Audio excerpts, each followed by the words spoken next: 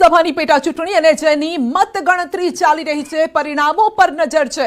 10 ઉમેદવારના ભાવિનો ફેસલો થઈ રહ્યો છે। 13 નવેમ્બરે મતદાન યોજાયું હતું અને ભાજપના ઉમેદવાર સ્વરૂપજી ઠાકોર, કોંગ્રેસના ઉમેદવાર ગુલાબસિંહ રાજપૂત, અપક્ષના ઉમેદવાર માવજી પટેલ મેદાને અને અત્યારે 7મા રાઉન્ડમાં કોંગ્રેસ 11,000થી વધુ મતથી આગળ છે।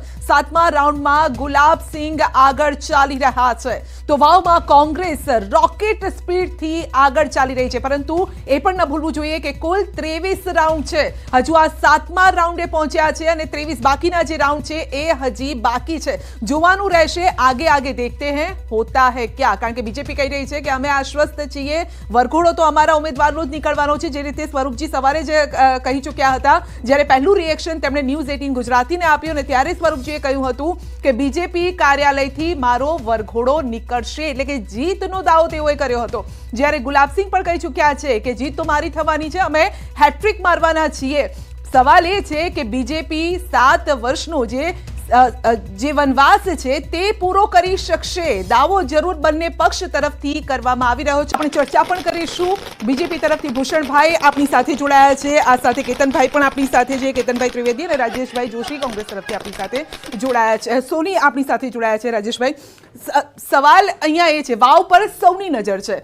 રાજેશભાઈ, વાવમાં ગુલાબ ખીલશે? કારણ કે ગુલાબભાઈ તો કહી ચૂક્યા છે કે ભાઈ મારું જીતવાનું નક્કી છે, કારણ કે બેકબોન જે બનાસની બેન કહેવામાં આવે છે, ગેનીબેન, તેમનો જોરદાર સપોર્ટ પણ આપણને જોવા મળ્યો છે। પણ સવાલ એ છે કે આ જે આંકડા છે છેલ્લા સુધી રહેશે? કારણ કે હજી તો 7 રાઉન્ડ થયા છે। ચોક્કસ, અમે વાવની અંદર મેં અગાઉ પણ હમણાં ડિબેટમાં બેઠા હતા ત્યારે પણ એ ચર્ચા કરી કે વાવની અંદર જે ગેનીબેને કરેલા કામ છે, જે રીતે પ્રજા કોંગ્રેસની સાથે છે ને, વાવ એટલે કોંગ્રેસની પરંપરાગત બેઠક છે અને સર્વ જાતિનું ત્યાં સમર્થન છે। ત્યાં આગળ દરેક વ્યક્તિ ગેનીબેનને વ્યક્તિગત રીતે ઓળખે છે, કોંગ્રેસને વ્યક્તિગત રીતે ઓળખે છે અને કોંગ્રેસની સાથે મળેલો આખી વિધાનસભા કોંગ્રેસની વિચારધારાવાળી આખી વિધાનસભા છે। કોંગ્રેસે કરેલા કામો ત્યાં આગળ હંમેશા એ રહ્યા છે। એટલે અમે ચૂંટણી જ્યારે જાહેર થઈ ત્યારબાદ ભારતીય જનતા પાર્ટી આખું મંત્રીમંડળ ઉતાર્યું પ્રચારમાં, ઠીક છે, દરેકનો પ્રચારની પોતાની રણનીતિ હોય, પણ તેમ છતાં કોંગ્રેસનો અત્યારે જે રીતે વલણની અંદર આપણે 11,000 જેવા મતો સાઉથ રાઉન્ડ પછી 11,000 જેટલા મતો આગળ છીએ, એટલે હવે આ લીડ અહીંથી મારા હિસાબે આગળ વધતી જશે અને અંતે 23 રાઉન્ડની ગણતરી અથવા 23 રાઉન્ડ હોઈ શકે કે 23 રાઉન્ડના અંતે આ અથવા આનાથી થોડીક વધારે લીડ બરકરાર રહેશે અને આ સીટ અમે બહુ ઇઝીલી આ સીટ અમે જીતી। ઓકે, વાવમાં એક ઇન્ટરેસ્ટિંગ બાબત એ છે કેતનભાઈ કે જીત હારનું માર્જિન આમ જોવા જઈએ તો ઓછું હશે। ગઈ વખતે 15,000નું માર્જિન હતું। સ્વરૂપજી 15,000 મતોથી હાર્યા, 15,000 સમથિંગ મતોથી હાર્યા હતા ગેનીબેન સામે। એની પહેલા ગેનીબેન 6,000 જેટલા મતોથી જીત્યા હતા। તો માર્જિન આ ઓછું હોય છે। હવે 11,000 સુધી તો ગુલાબસિંહ પહોંચી ગયા છે। શું લાગે છે, અહીંયાથી પાછળ ફરશે કે હજુ આગળ જશે? હજુ લગભગ 23માંથી 7 રાઉન્ડના આપણી પાસે છે, એટલે લગભગ ખાસા 15-16 રાઉન્ડ હજી બાકી છે, એટલે એ આંકડામાં ઉલટફેર થઈ શકવાની બહુ પૂરી સંભાવના છે। પણ સૌથી વધારે મહત્ત્વની વાત એ છે કે ભારતીય જનતા પાર્ટી આડકતરી રીતે જે માવજી પટેલ નામના એક અપક્ષ ઉમેદવાર ઉપર મદાર રાખીને બેઠો હતો કે માવજીભાઈ જીતે તો પણ કોંગ્રેસ તો હારે જ છે અને માવજીભાઈ હારે તો એ કોંગ્રેસનો મત બગાડશે અને સરવાળે ભારતીય જનતા પાર્ટીને એનો ફાયદો થાય છે। એ ગણતરી હું માનું છું કે અત્યારના વલણ જોતા ભારતીય જનતા પાર્ટીની ગણતરી ઊંધી પડે છે।